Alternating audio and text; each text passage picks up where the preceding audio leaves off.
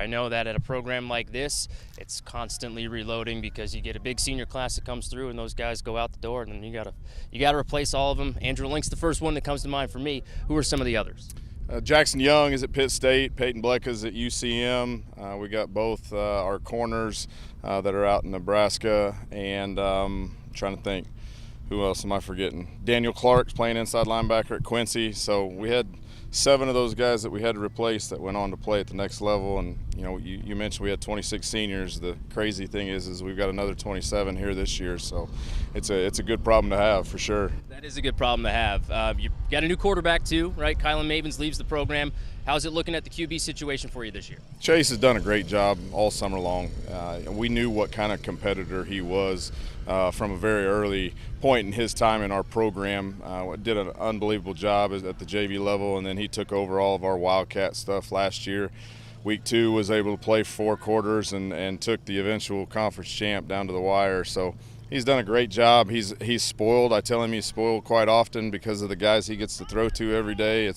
There's not very many high school kids that can throw to the 4 receivers and 2 tight ends that we have they're pretty special. You mentioned the receivers, Sean Campbell, obviously the one that kind of headlines that group. Who are some of those other guys, and what are some of the other position groups that you think are going to stand out for you this year? Trey Christians is the guy that plays opposite of Sean, and he's got a couple offers from Pitt State and UCM. Really fast receiver, blow the top off of coverage pretty quick. Our inside guys are Matt Young and Brandon Davis, 2 guys that have taken reps that are smaller, a little quicker guys in the slot, and then our 2 big tight ends, and Paxton Wayner and Trent Harris are, we put those guys in.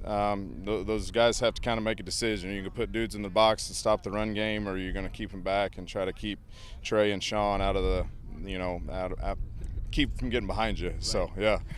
They'll be standing around in the end zone if you're not paying attention. Yep.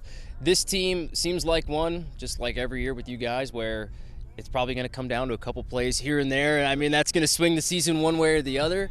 How do you feel about it? I mean, what's your confidence level as we get closer to week 1? We talk to our guys about that all the time. That's how we want it.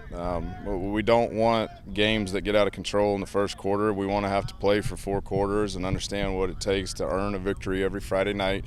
So that's going to do nothing but prepare us for what we're going to see week 10. We had Liberty North come down here at the end of July. That was a huge advantage for us, being able to see that size and speed and what they brought to the table. They're obviously a state contender every year, and we definitely got better after those two practices with them. Good. And I guess last thing for you, we're only, 10 days away now from kicking off an actual real football game. Jamborees are in 3 days, which is crazy. What's the biggest thing that you're looking for these guys to work on between now and then? I think the biggest question mark we had was, and it was, I'm sure everybody in Southwest Missouri had, was our defense. And, replacing 8 of those guys and 6 of them being 3-year starters, that was a huge question mark for us coming into camp. And I think we've got guys that have risen to the challenge.